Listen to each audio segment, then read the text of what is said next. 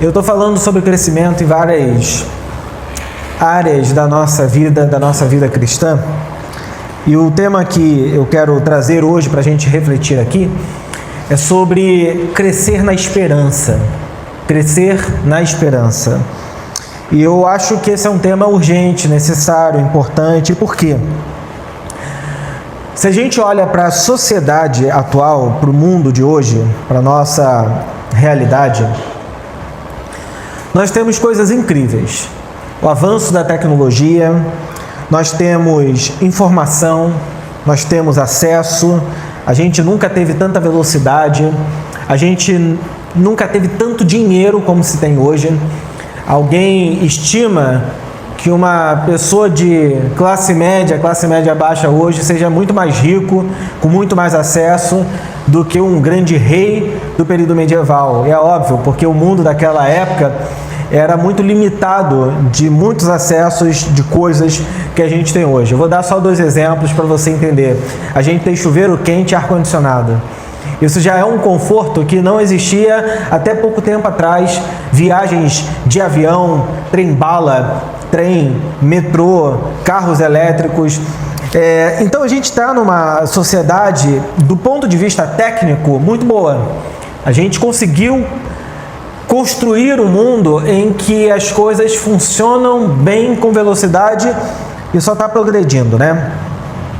Mas quando a gente olha para a alma humana, para esse mundo que é magnífico, belo, incrível, a gente olha para a alma humana, o que a gente percebe é uma sociedade profundamente e emocionalmente adoecida. Uma pesquisa recente do Lancet, numa revista que pediu uma pesquisa, mostra como que boa parte da população mundial tem sofrido muito com transtornos de dimensões emocionais e psíquicas. Mais de 14%, 15% da população mundial, e já é o dobro do que era na década de 90, sofre de transtornos mentais. Para você ter uma ideia, a maior causa de afastamento do mercado de trabalho hoje é de natureza emocional, mental, psíquica. A maior causa. Burnout, depressão, ansiedade generalizada e por aí vai.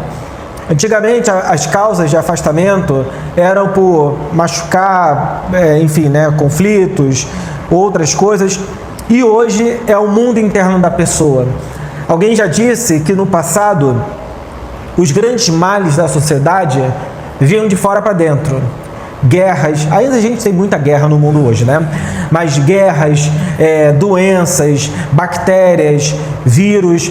E hoje a gente tem tecnologia para construir vacina, tomar antibiótico e por aí vai.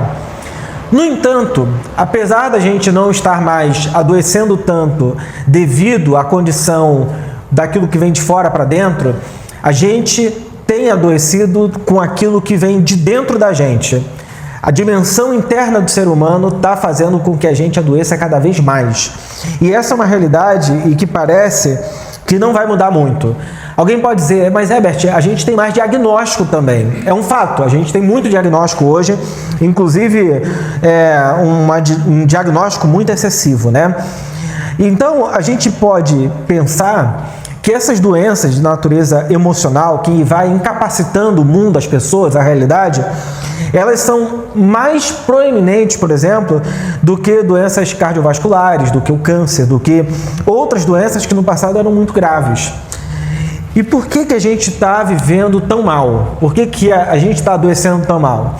É aquele ser humano que deita à noite e não consegue dormir, precisa de medicamento para dormir, medicamento para acordar, medicamento para viver. A pessoa, ela está o tempo todo num tipo de funcionamento que sem os aditivos de remédio, ela dificilmente consegue se manter na vida. A vida se tornou um peso, se tornou um fardo, e por isso que a gente precisa conversar sobre sentido, sobre esperança, sobre propósito de vida. Porque não é à toa que os coaches, e tem gente que é muito crítico a coach, eu acho que tem muito charlatanismo, mas eu acho interessante a ideia do coach, alguém mentoreia, né, uma outra pessoa, das psicoterapias, eu acho que das comunidades de fé, das igrejas, dos grupos no geral, grupos, enfim, né, o teatro, a música, a arte, o cinema, coisas que fazem bem para a alma, né? Eu fui semana passada no show do Lenine, meu Deus, que show maravilhoso, aquela coisa que faz bem para a alma, e eu gosto disso, né? Então, o ser humano não é um bicho que, se você der comida, abrigo e proteção, ele funciona bem. O ser humano, ele busca sentido para a vida, ele busca propósito para a vida, ele busca alguma coisa que lhe diga por que eu existo e por que eu estou aqui. O Clodovis Boff, que é irmão do Leonardo Boff, que eu acho, para mim, um dos maiores teólogos brasileiros, né? Genial. Ele tem um texto recente, o Clodovis virou um místico, assim, né? Então, eu acho genial os textos dele. E tem um livro dele sobre sentido. E nesse livro, ele diz que, assim como ao marinheiro é necessário uma estrela que lhe dirige a embarcação, ele diz que sem propósito a vida fica sem sentido. Sem propósito, a vida fica sem sentido. E aí eu quero ler com vocês um texto do apóstolo Paulo, no finalzinho da carta de Romanos, no capítulo 15, verso 12 e 13, que diz assim: Virá o herdeiro do trono de Davi, reinará sobre os gentios. Nele depositarão a sua esperança.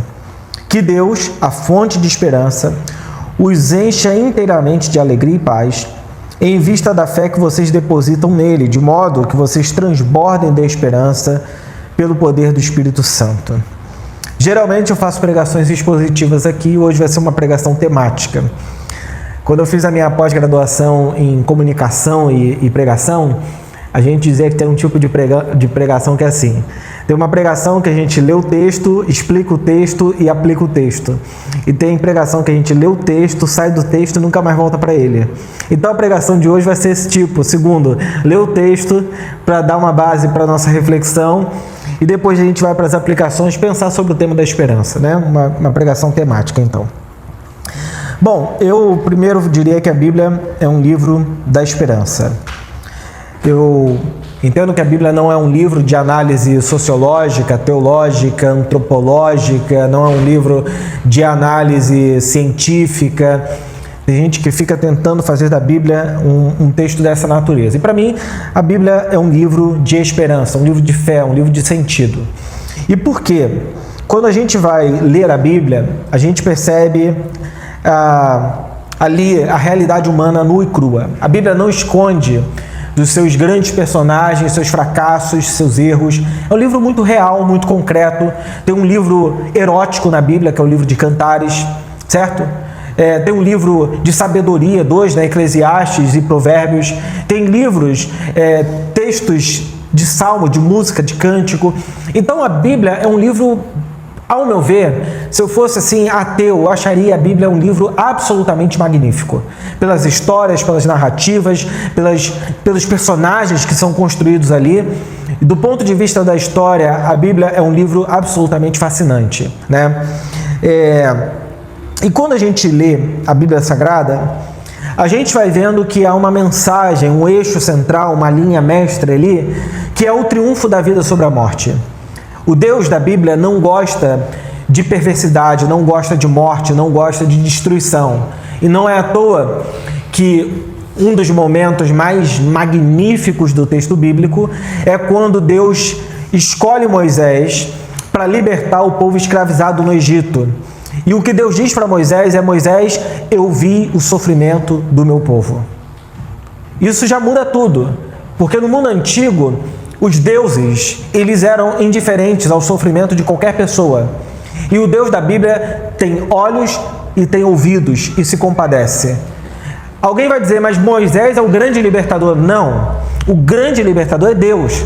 Moisés é uma figura frágil, débil, confusa, medrosa.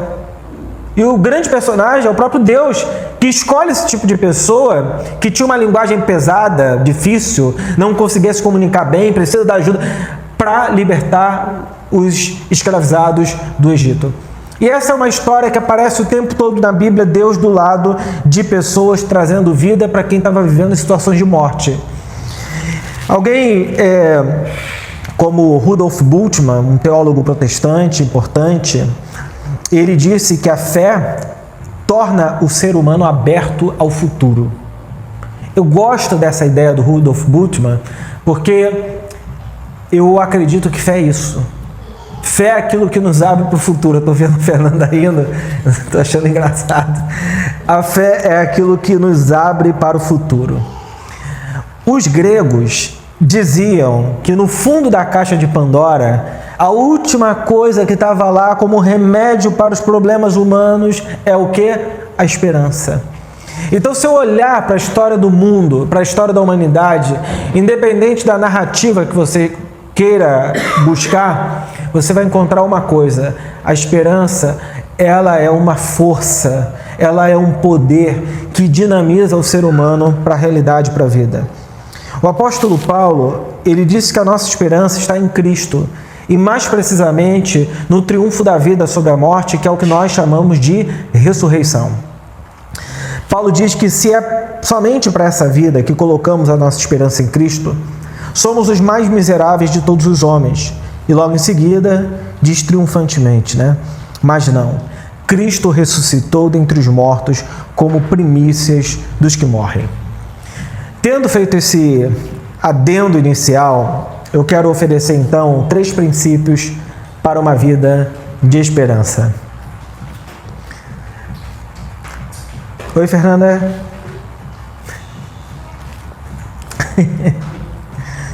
3 princípios, então, para uma vida de esperança.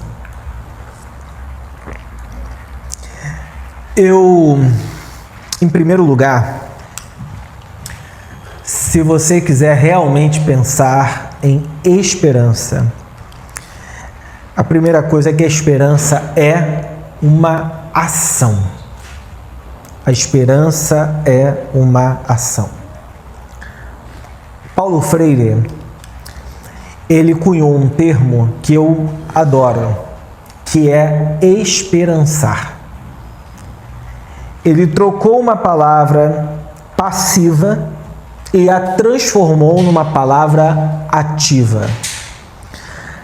A esperança passiva é quando você vai a um médico e espera por 1h30, 2 horas, você fica apavorado com aquele tipo de situação.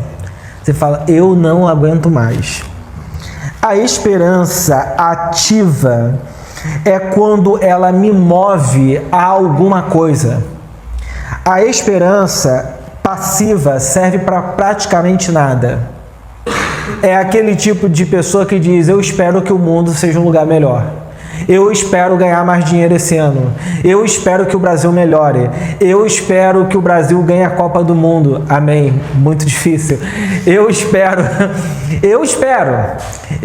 emagrecer em 2026. Eu estou esperando em Jesus.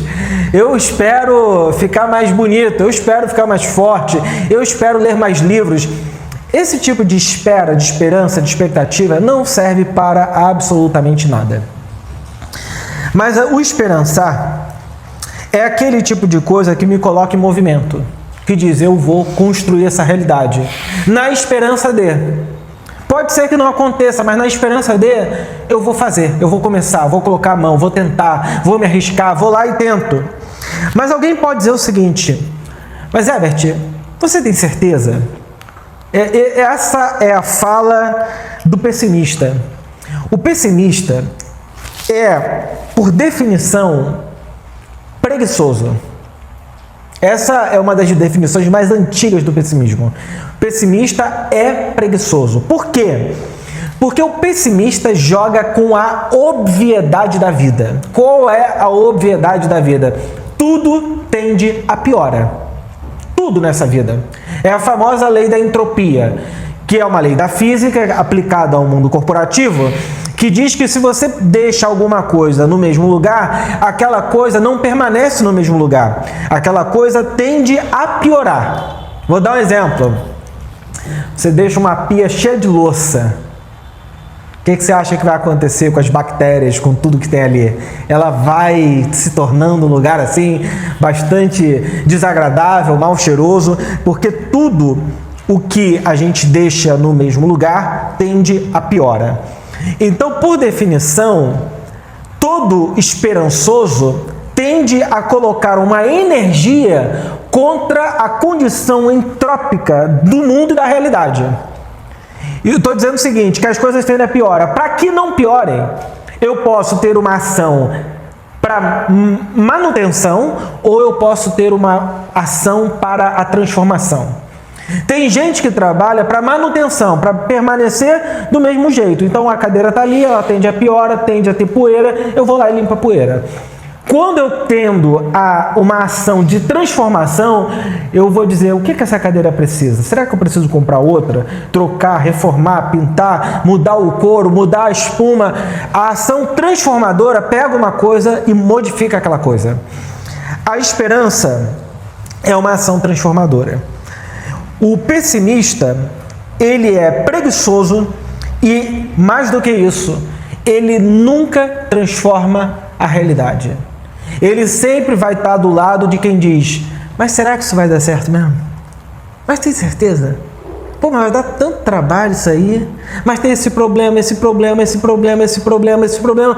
Quando você dá ouvidos ao pessimista, e o livro de Provérbios é cheio desses ensinamentos, você fica tomado por dentro daquele medo e fala, eu não vou fazer mais nada.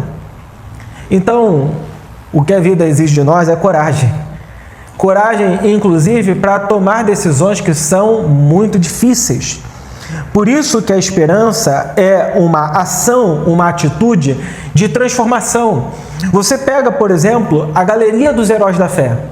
Gente que contra a esperança creu, é o que diz o texto de Hebreus 11. Contra a esperança creu. Por exemplo, você pega Martin Luther King Jr., numa sociedade altamente racista, segregada, em que negros e brancos não podiam andar no mesmo ônibus. Você tem, por exemplo, mulheres como a Rosa Parks, que era uma metodista que lutou contra esse tipo de segregação racial. E foram, por causa da esperança, sem saber se as coisas iriam mudar, começaram a lutar para ver transformação. E viram. Nelson Mandela, as pessoas que lutaram contra todo tipo de preconceito para encontrar tratamento e cura para a AIDS, porque antigamente se dizia que a AIDS era uma doença do demônio, da promiscuidade, e foram encontrando tratamento e cura para esse tipo de doença. Gente que contra a esperança busca tratamento para câncer. É gente que está lutando contra aquilo que é a obviedade da vida, contra a entropia que a vida nos impõe.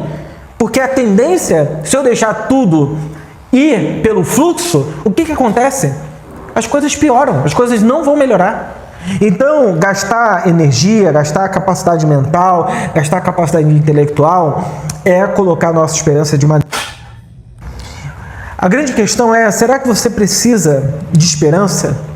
Será que a sua vida se tornou uma coisa tão materialista, tudo para você é muito concreto, mas sem a capacidade de olhar para fora e dizer, eu quero construir alguma coisa que tenha significado? Talvez você precise de uma experiência com Deus, porque a Bíblia diz que Deus é o Deus da esperança. Deus é o Deus que nos move para olhar para a realidade, para a vida, dizendo o que é possível nessa vida, o que eu posso fazer. Por isso que, além do esperançar, a segunda coisa que a gente pode aprender é transcender. A existir, nós seres humanos, é por definição superar limites, entrar nas brechas, ir além. A teologia vai dizer que na nossa bagagem existe a memória do paraíso, do céu, desse lugar eterno, vamos dizer assim. Em outras palavras, dentro do ser humano tem uma busca de que a mera realidade é insuficiente. A mera materialidade da vida é insuficiente. A resposta para o que é transcendência, é aquilo que nos faz talvez levantar da cama, encarar a vida numa segunda-feira fria, com a sensação de que o tempo não é uma coisa só que está passando, mas é uma coisa na qual estou sentindo cada segundo da vida, porque eu estou construindo alguma coisa. Gente que tem esse sentimento de transcendência, de propósito, às vezes quer dizer o seguinte: vida, passa um pouco mais devagar para eu aproveitar o máximo que eu posso. Mas gente que não tem sentimento de transcendência na vida, está dizendo o tempo todo: eu quero que a vida passe logo, eu não estou mais nem aí para nada, eu quero desistir de tudo, acaba tudo, porque nada mais faz sentido. O Viktor Frankl, que foi o criador da logoterapia, ele disse que a principal preocupação humana não consiste em obter prazer e evitar a dor. Ele diz que a principal preocupação humana está em ter sentido na vida. Essa é a grande preocupação humana. Um rabino que eu adoro, um rabino de Nova York, do Brooklyn, chamado Harold Kushner, ele tem vários livros interessantes, se você gosta de ler. Para mim é um dos... Alguns rabinos alimentam muito a minha espiritualidade, mais do que muito livro evangélico. Harold Kushner, o rabino Newton Bonder e outros mais, né? E o Harold Kushner diz assim: a perseguição à felicidade é o objetivo errado. Você não passa a ser uma pessoa feliz perseguindo a felicidade. Você se torna feliz vivendo uma vida com significado. Quem busca a felicidade nunca encontra, mas quem vive uma vida com sentido, significado, encontra a felicidade. O objetivo não é eu tentar chegar nessa meta, é eu conseguir viver a minha vida, tudo que eu vivo, a minha segunda-feira, a minha semana, a minha rotina, com sentido. Aí então eu tenho a recompensa da felicidade. Bom, quando a gente fala sobre transcender, eu diria que o ser humano, ele tem 3 etapas assim na vida dele. A primeira etapa é sobreviver. A pessoa que vive pelo pão de cada dia, um sobrevivente. Ela se alimenta, ela dorme, ela faz suas necessidades, ela está sobrevivendo. Uma segunda etapa é quando a pessoa começa a buscar sucesso. Isso é, sucesso é quando a pessoa consegue passar férias no lugar que ela gosta, que ela quer, quando ela mora onde ela gosta, onde ela quer, é quando ela começa a ter realização profissional na vida. Agora, significado, sentido, transcender, propósito, é aquilo que o João Cabral Neto, pernambucano, poeta, diplomata, disse assim, que as pessoas não têm medo de morrer. Elas, na verdade, têm medo de morrer sem saber por que viveram. As pessoas não têm medo de morrer, elas têm medo de morrer sem saber por que viveram. Quando uma pessoa, ela encontra aquilo que faz ela se ligar à vida, ela diz, a minha vida tem sentido porque, por causa disso, ela encontrou sentido para a vida. E aqui entra uma dimensão transcendental da vida, o que eu chamaria de viver de uma forma autêntica. É quando você é mais você. Você está integrado, você está inteiro na sua vida, você não está dividido, você não está em conflito consigo mesmo, você não está vivendo neurotizado, você não está vivendo culpabilizado, você não está vivendo mais com todos esses pesos que a nossa psique vai impondo a gente. Eu estou inteiro, eu estou integrado. E quando eu estou inteiro, integrado, eu estou sóbrio, eu estou calmo, eu consigo decidir a partir de quem eu de fato sou, tomar decisões, de modo que eu possa aí sim honrar a Deus, honrar as pessoas, servir as pessoas de maneira autêntica. Eu há muito tempo abandonei a consciência de que pecado, por exemplo, é erro moral. Eu não gosto dessa ideia de pecado como erro moral.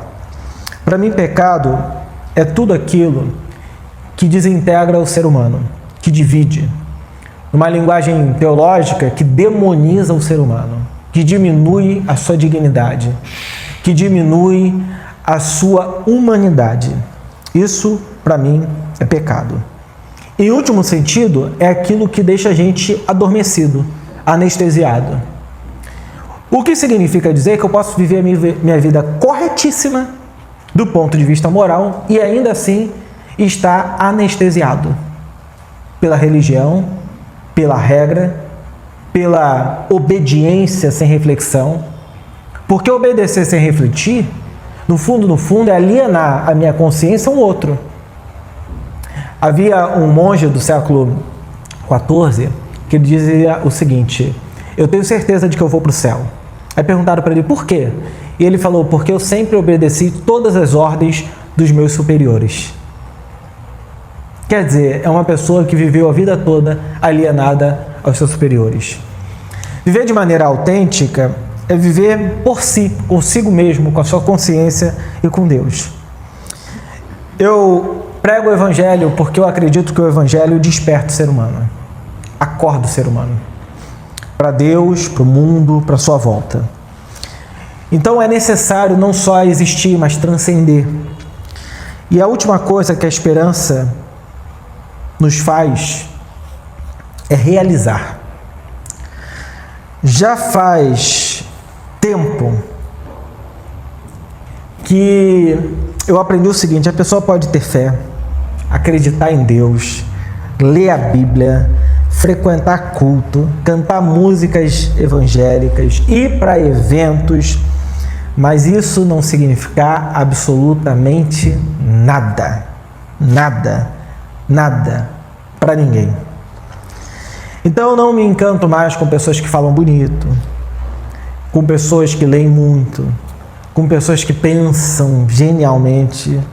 Eu sinceramente me encanto mais com pessoas que fazem, que conseguem realizar. Por quê? Porque no final das contas, a nossa obra, a nossa ação, a nossa realização demonstra a nossa fé. Eu, na faculdade de teologia, eu lidei com gente muito inteligente, muito perspicaz. Mas uma das grandes questões que eu tinha com essas pessoas é que elas não tinham a capacidade de construir comunidade. Então a gente desconectou o discurso teológico de Jesus, porque Jesus, enquanto viveu, construiu comunidade, abençoou pessoas, era um trabalhador incansável, a ponto dos discípulos, em alguns momentos, dizer: mestre, chega, descansa, vai dormir, deixa a multidão. Trabalhador incansável. E quando alguém queria reconhecer Jesus, as pessoas, Jesus falava: olha, veja o que você está vendo, veja o que você ouviu, quais são os sinais, quais são as realizações, o que eu tenho feito. Então, é o que a pessoa faz que, no final das contas, diz o que ela pensa de verdade, no que ela acredita, no que ela está envolvido. Porque desvincular o pensamento, a reflexão, a espiritualidade da ação é matar a espiritualidade. Então, eu usaria, parafrasear o Fernando Pessoa que disse, né? Navegar é preciso, viver não é preciso. Dizer que navegar é preciso e transcender e realizar é necessário. Deus, ao criar o ser humano, vocês lembram dessa história? Gênesis 1, 2 e 3? No capítulo 1 e 2, Deus cria o ser humano à sua imagem e semelhança. O verbo no hebraico é um tselem-demut, uma sombra, um reflexo de Deus. E quando Deus cria o ser humano, Ele cria o ser humano para o quê? Deus fala: agora vão, deem nomes aos animais, governem e multipliquem. Ação, ação e ação. Ser co-criador de Deus, participar da vida de Deus, é agir no mundo criando novas realidades. Isso significa que a esperança, ela só é uma esperança ativa se ela me coloca em movimento para trabalhar por alguma coisa. O C.S. Lewis, ele diz assim: Deus nos criou do mesmo modo como um homem inventa um motor. Ora, Um automóvel feito para andar com gasolina não andará bem com nenhum outro combustível. E Deus projetou a máquina humana para andar à base dele mesmo. Ele é o combustível que o nosso espírito foi projetado para queimar, o alimento que fomos feitos para consumir. Não há nenhum outro. É por isso que não adianta pedir a Deus que nos deixe ser felizes à nossa maneira, sem termos de nos preocupar com, ele coloca entre aspas, a religião, a relação com Deus, né? Deus não pode nos dar uma felicidade e uma paz independente dele, simplesmente porque não existe.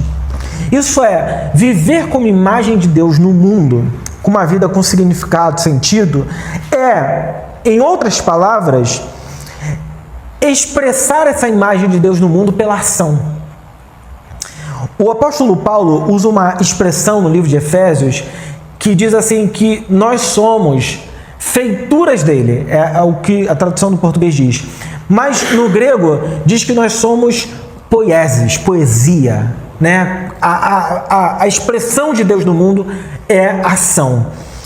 Quando a Bíblia quer falar sobre Deus, ela não fala sobre uma ideia.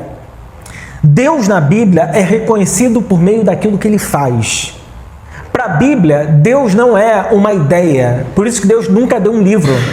Para vocês entenderem isso, quando Deus resolve se apresentar na Bíblia, lá no Gênesis 1, no princípio criou Deus os céus e a terra estava sem forma e vazia, e o Espírito de Deus pairava sobre a face das águas. A Bíblia diz, e disse Deus. E quando Deus começa a falar, as coisas começam a ser criadas. Porque, para a Bíblia, a fala de Deus é a ação de Deus. Deus não fala e depois faz. Se Deus fala, aquilo acontece, aquilo se torna realidade, aquilo se torna concretude. Por quê? Porque na Bíblia Sagrada, Deus é reconhecido por meio de suas ações. Ninguém pode conhecer a Deus de outro modo. Eu só posso conhecer a Deus por meio daquilo que Ele fez. Por isso que no Antigo Testamento, os nomes de Deus são ações de Deus. Quando Deus vencia a guerra, Deus era o Deus da guerra. Yahvé Tsabaoth. Quando ele curava, ele é o Deus que cura. Então ele é o Deus que alguma coisa. Porque o Deus em si ninguém conhece. O que eu conheço são as ações que Deus realiza e por meio delas eu posso conhecê-lo. Jesus foi a mesma coisa. Da mesma forma, o ser humano só demonstra que tem esperança não por aquilo que ele diz acreditar. O ser humano demonstra sua esperança por meio daquilo que ele faz, que ele age. Como que a vida dele se conecta à realidade. Pois bem, eu diria, e para terminar, que no último dia das nossas vidas, antes da gente entrar assim na eternidade, antigamente dizia que Pedro estava lá na porta do céu, né? Então antes da gente encontrar Pedro na porta do céu, aí você vai ver aquele, depende do imaginário de cada um, né? Aquele portão de ouro. Tem gente que é portão de ouro, tem gente que é nuvem, tem gente que não é nada. Aí imagina assim, a gente está entrando na eternidade, e aí lá vai ter um tribunal. Só que o tribunal não é Jesus, Deus, ninguém fazendo. O tribunal é você, na sua própria consciência, pensar na sua própria vida. Naquele dia, não vai ter diferença se você morou numa casa luxuosa ou numa casa comum.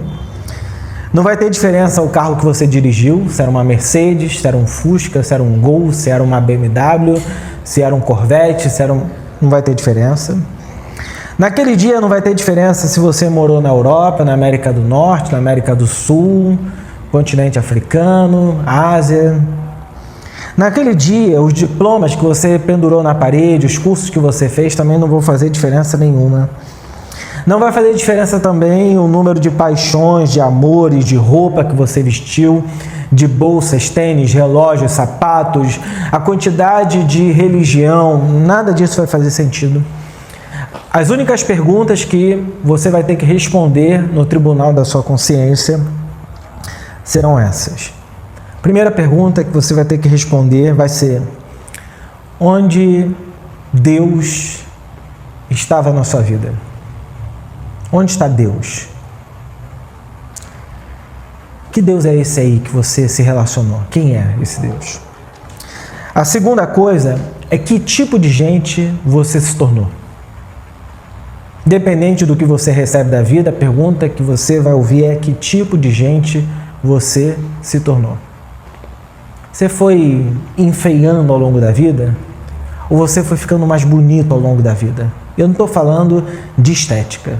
Eu estou falando de tipo de gente que a gente está se tornando. Tem uma história, que ninguém sabe se é uma verdade, que diz que o Abraham Lincoln estava na sua casa e aí um cara foi visitá-lo, a secretária chegou para ele e falou: doutor Abraham, tem um homem aí querendo falar com o senhor. Diz que ele abriu a cortina da janela, olhou para ele e falou assim: olha, diz para esse homem que eu não vou conversar com ele não. E a secretária dele perguntou: mas doutor Abraham, por que você não vai atender o homem? E ele disse: eu não gostei da cara dele. Aí a mulher pergunta: e por que tem a ver a cara com o homem? Ele falou: porque depois dos 40, todo homem é responsável de ter a cara que tem. E ele resolveu não atender. Eu não sei se essa história é verdade, mas o ponto é: que tipo de gente a gente está se tornando? Terceira pergunta que você vai ter que responder é: onde estão as pessoas que você ama e que te amam? Ao longo da vida você foi se tornando uma pessoa tão fechada, amargurada, difícil, que ninguém consegue se relacionar com você? Onde estão os teus amigos? E são amigos há quanto tempo? São amigos há 6 meses? Há 1 ano? Há 5 anos? Há 10 anos? Onde estão as pessoas que te amam? E a quarta pergunta: qual foi a sua contribuição para o bem da raça humana? Desde que você chegou nesse planeta Terra, você se relacionou com a vida, qual foi a sua contribuição para esse mundo? Então, eu acho que essas perguntas revelam para a gente qual é o tipo de esperança que a gente carrega. Dizer a nossa esperança é Cristo é a coisa mais fácil de dizer. Mostrar que Cristo é a nossa esperança talvez seja a coisa mais difícil de se viver. Então, que Deus nos ajude a viver uma vida de esperança, ativa, esperançosa e desse verbo esperançar. Amém. Amém. Eu queria fazer uma sugestão hoje, antes da gente sair. Se alguém quiser levantar a voz aí e fazer uma oração para a gente terminar, pode ser?